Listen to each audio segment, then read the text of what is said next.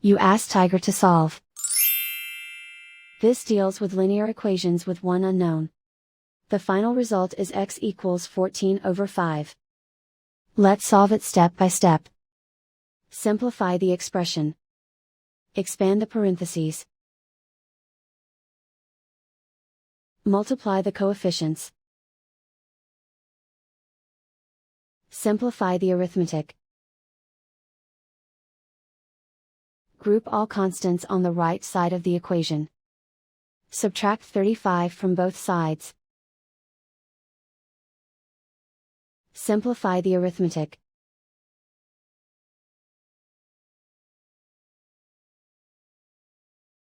Isolate the x. Divide both sides by 10. Simplify the fraction. Find the greatest common factor of the numerator and denominator. Factor out and cancel the greatest common factor. And so the final result is x equals 14/5.